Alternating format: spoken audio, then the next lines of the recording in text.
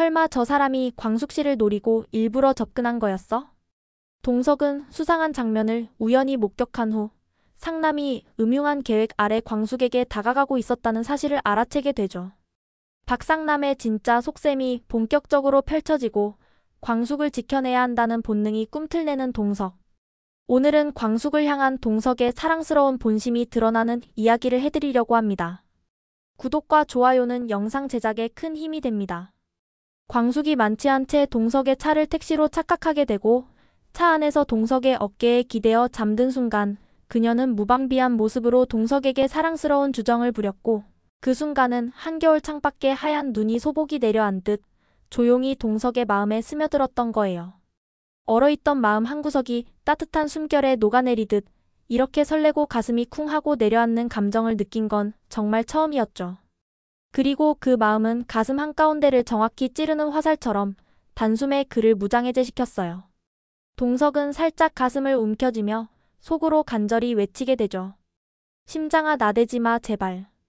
그 모습을 바라보는 동석의 표정에는 당황과 설렘 그리고 지켜주고 싶다는 마음이 교차했고 시청자분들도 둘이 정말 잘 어울린다. 설레어하는 동석의 표정이 너무 귀엽다. 동석을 연기하는 안재욱 배우 표정 연기 정말 최고였다며 호평을 이끌어냈죠. 한편 둘째 독수리 천수가 드디어 독수리 술도가의 부사장으로 정식 취임하게 되었어요. 광숙을 도와 술도가 일을 함께하게 되었고 그 과정 속에 주실의 숨은 의도도 엿보였어요. 주실은 겉으론 천수를 칭찬하며 격려했지만 사실은 광숙 대신 천수가 자연스럽게 술도가를 이어받도록 유도하고 있었던 거죠. 하지만 주실의 마음 충분히 이해가 되시죠? 딸 가진 엄마라면 자신처럼 평생과부로 살아가는 걸 절대 원하지 않을 테니까요. 하나밖에 없는 딸이 행복한 가정을 이루며 살길 바라는 마음. 그게 어머니의 본심 아닐까요? 그래서 주실은 자신이 점 찍어놓은 상남을 광숙의 짝으로 밀어붙이고 있는 거겠죠. 하지만 이 상남이라는 인물, 시청자분들 보시기엔 어떠세요? 말투 하나, 눈빛 하나 묘하게 수상하지 않으신가요? 드라마 리뷰 콩콩에서 앞으로 그의 속내를 하나씩 찬찬히 파헤쳐 드릴 테니 끝까지 지켜봐주세요. 천수 부사장 취임을 축하하며 가족 모두가 함께 모여 조촐하게 축하하는 자리가 열렸고 광숙은 오랜만에 형제들과 웃으며 술잔을 기울였어요. 천수 도련님, 그간 고생 많았어요. 형이 살아있었으면 얼마나 기뻐했을까요? 광숙의 목소리는 잔잔했지만 말끝엔 그리움이 묻어나 있었죠. 형수님 제가 많이 부족하지만 형 몫까지 열심히 해볼게요. 천수는 고개를 숙이며 잔을 채웠고 그 잔엔 책임감이 담겨 있었어요. 가족들의 그 웃음은 단지 기쁨 때문만은 아니었어요. 서로를 향한 미안함과 고마움, 그리고 이제야 비로소 자리를 잡아가는 술도가를 향한 단단한 믿음이 싹트는 시간이었거든요. 서로가 서로에게 버팀목이 되어주는 관계가 조금씩 굳어지고 있다는 걸 느낄 수 있었던 그런 자리였던 거죠. 주실은 늘 그렇듯 겉으론 기쁘다 말하지만 그 눈빛은 여전히 계산과 염려가 오가는 복잡한 감정을 담고 있었어요. 천수사돈. 아주 잘 왔어요. 좋은 결심했어요. 하지만 그녀의 눈은 다른 생각으로 흔들리고 있었죠. 사람 마음이란 게 꼭 무게를 달 수 있다면 그녀의 속은 무거운 저울추처럼 내려앉아 있었을지도 모르겠어요. 그녀는 여전히 광숙을 상남과 이어주고 싶다는 바람을 품고 있었고 그 마음은 자식을 좋은 자리에 앉히고 싶어하는 어머니의 조바심과도 닮아 있었던 거죠.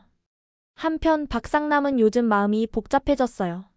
광숙이 술도가에 계속 남아 시동생들을 챙기고 마청의 빈자리를 지키는 한 자신과의 미래를 상상조차 하지 않을 거란 생각에 점점 조급해지고 있었죠. 광숙 씨 언제까지 여기서 이렇게 살 생각인가요? 그의 말은 조심스러웠지만 마음 깊은 곳엔 간절함이 묻어 있었어요. 광숙의 단호한 거절에 그는 상처받았지만 그 마음을 억누르며 덧붙였어요. 그럼 그냥 친구로라도 곁에 있게 해주세요. 그는 애써 담담한 척했지만 그의 눈빛은 흔들리고 있었어요. 진심을 감춘 말 속에선 여전히 미련과 바람이 고스란히 배어나왔죠. 그래서인지 천수가 술도가의 자리를 잡은 이번 상황을 오히려 기회라 여기고 광숙을 조용히 자신의 삶으로 끌어들이기 위한 계획을 세우기 시작했죠.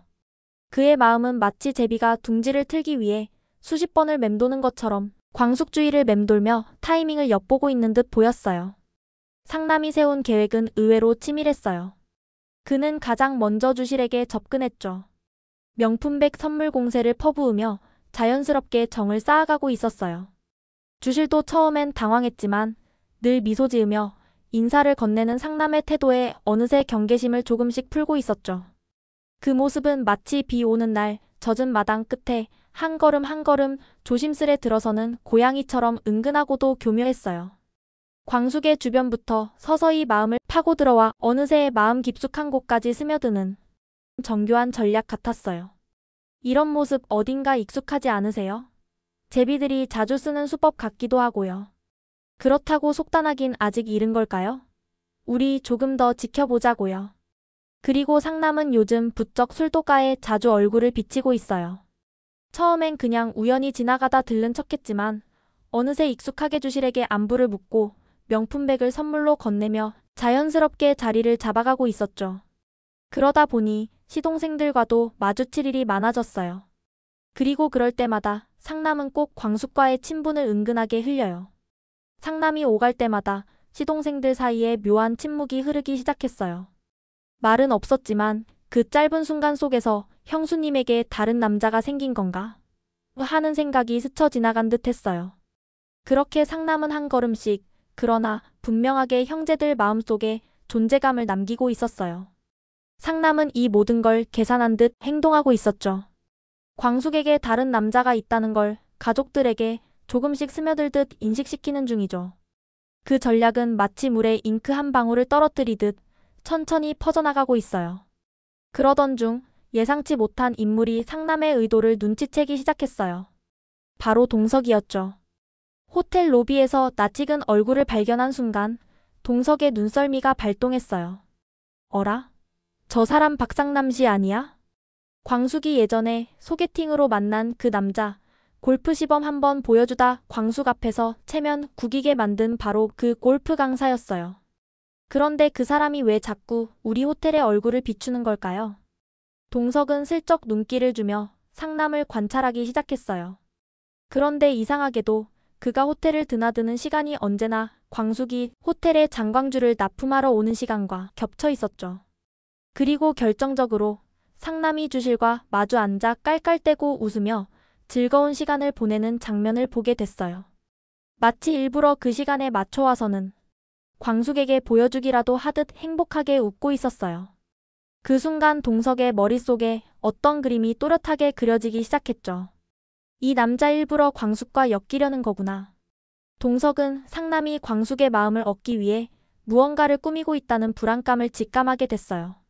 그리고 그 의심은 단지 질투나 경계심을 넘어 광숙을 지켜야 한다는 책임감에서 비롯된 것이었죠. 이제 동석은 조용히 그러나 단호하게 상남을 주시하기 시작했어요. 그리고 동시에 이 사람이 도대체 어떤 사람인지 신원은 확실한지 궁금해진 동석은 곧바로 박 실장을 통해 상남의 배경을 알아보라고 지시했어요. 한편 동석은 요즘 하루가 멀다 하고 광숙의 생각이 머리에서 떠나질 않았어요. 얼마나 자주 생각났냐면요.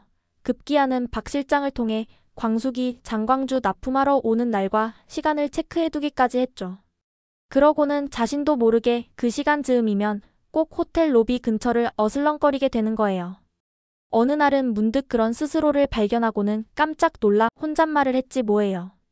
나 지금 뭐 하는 거지? 그런데도 이상하게 마음은 싫지 않았던 거예요.